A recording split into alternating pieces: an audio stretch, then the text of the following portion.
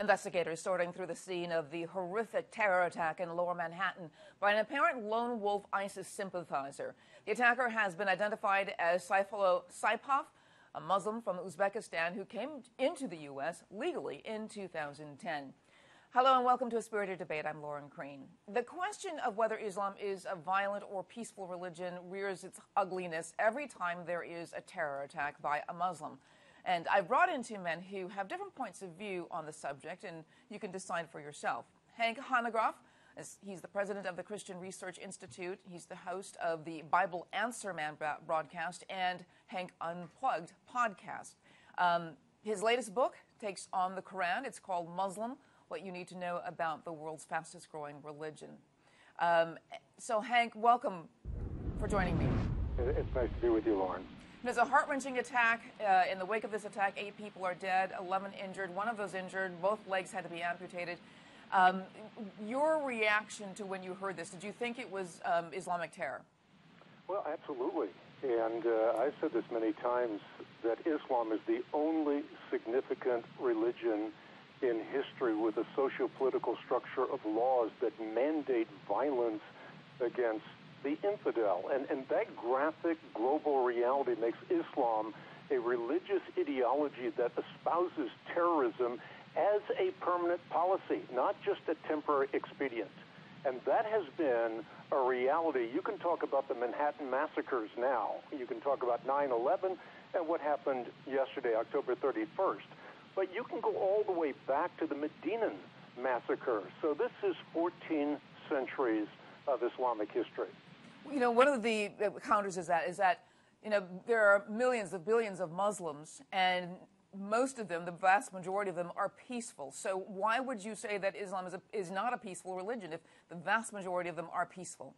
Yeah, and that's an absolutely accurate point that you've made, Lauren. It is absolutely true to say that there are millions and millions of peace-loving Muslims, but that is not to say that Islam is a religion of peace and tolerance. In fact, to say that is a disservice to Islam. It is a disservice to Muhammad. It is a disservice to the Quran.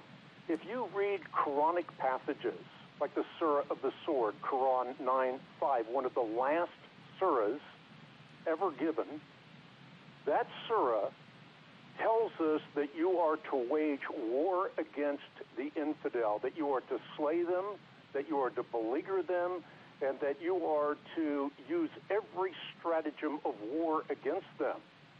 So there's no question whatsoever that what you say is true. Millions of peace-loving Muslims, but that does not make Islam a religion of peace and tolerance. All right, I want to thank you so much, Hank. I know this is a short conversation, but I want to get to the next guest, who is Mamoon Yusaf, who has written a book called The Soul of Islam. He does believe that Islam is a peaceful religion. In fact, he is the Quran answer man. I guess he's the Quran coach. So, Mamoon, thank you very much for joining me. I want your reaction to the events of Lower Manhattan. What were your reaction? What was your reaction and the reaction when you found out it was a man who was an ISIS sympathizer? Yeah, so again, I greet you with the prophetic greeting, which is may the peace, love, and blessings of Allah be with you. Islam is essentially completely a peaceful religion. The Prophet, peace and blessings upon him, said, the Muslim is the one from whose hands and tongue the people are safe. The Quran says, إِنَّ الَّذِينَ فَتَنُوا الْمُؤْمِنِينَ وَالْمُؤْمِنَاتِ ثُمَّ لَمْ يَتُوبُوا فَلَهُمْ عَذَابُ جَهَنَّمَ وَلَهُمْ عَذَابُ الْحَرِيقِ. Those who kill good men and good women and then never seek repentance, for them is a terrible punishment, a terrible fire. The Quran is very clear that those who do good towards people are rewarded with paradise, and those who do evil and kill and mass murder are rewarded with hell. So there's no doubt about this for a believing Muslim. And where people get these ideas, the fact of the matter is, I mean, they're getting these ideas from the terrorists, because the terrorists are very good at publicizing themselves. And us believing Muslims, you know, we just have the truth. We have the true teachings of the Quran, and I can quote it to you all day long. But the Prophet, peace and blessings upon him, said, those who are loving are loved by the most loving. Love those on earth, and those in heaven will love you. Wish for your neighbor what you wish for yourself, said the Prophet, peace and blessings upon him. The Quran makes it crystal clear. The very first words of the Quran are Bismillah ar-Rahman ar-Rahim, in the name of Allah, the most loving, the most benevolent. The first teachings of the Prophet that you learn in a madrasa You know, I studied Islam. I didn't study Christianity, which is why I don't write books about Christianity. I write books about Islam. You know, and I know the teachings of Islam from the inside out. So I just think it would be wonderful if everyone could, despite, you know, if somebody shouts Allahu Akbar and then does the biggest sin in Islam, which is to kill an innocent person, that doesn't make it not a sin, and it doesn't make it Islamic.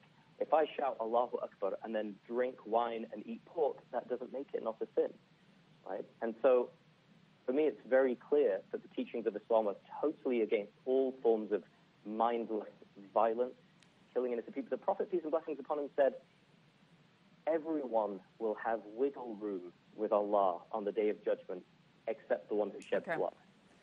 We're talking about the worst sin there is. I don't know where, you know. I understand what you're saying, and believe me, I wish we had more time and that you guys, you two, Hank, and you could actually interact, because it would be interesting to see his challenges to what you were saying. But I want to thank you both for being on A Spirited Debate, Mamoon Yusaf and Hank Hanegraaff. Thank you so much for being on A Spirited Debate. And for more news updates, you can go to foxnews.com. I'm Lauren Green. Thanks for watching A Spirited Debate.